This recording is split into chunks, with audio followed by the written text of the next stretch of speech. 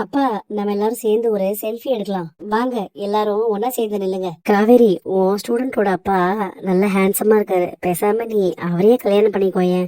என்னக்கா நீ என்ன பேசுற? இதுல தப்பா என்ன இருக்கு காவேரி? உண்மையாவே உங்க ரெண்டு பேருக்கும் ஜோடி பொருத்தம் சூப்பரா இருக்கு. ரெண்டு பேரும் என்ன பேசுறீங்க? அவருக்கு ஏற்கனவே கல்யாணம் ஆயிடுச்சு, குழந்தை வேற இருக்கு. இந்த மாதிரி எல்லாம் பேசாதீங்க. ஆனா இப்ப அவரு சிங்கிளா தானே இருக்காரு. அந்த குழந்தைக்கும் உன்னை ரொம்ப பிடிச்சிருக்கு. சும்மா இருக்கா? அப்பா, நாம இங்கே இருக்கலாமா? வீட்டுக்கு போக வேண்டாம். இங்க இருந்தா யாழ்னி கூட நான் ஜாலியா விளையாடுவேன்ப்பா. வீட்டுக்கு போனா தனியா இருக்கணும்ல.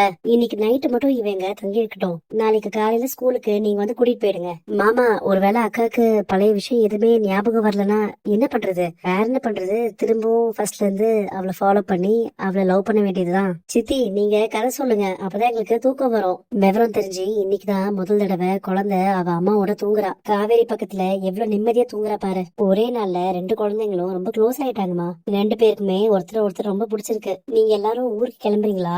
யாழினி இவையும் கூடவே கூட்டிட்டு போறீங்களா? அவளை இங்கே விட்டுட்டு போங்களேன். இவங்க இருந்தா எனக்கும் ஜாலியா இருக்கு விளையாடுறதுக்கு. இவளை எங்க ஸ்கூல்ல சேர்த்துருங்க. நாங்க ரெண்டு பேரும் ஒரே ஸ்கூல்ல சேர்ந்து படிக்கிறோம். மிஸ், உங்களுக்கு ஓகே தானே?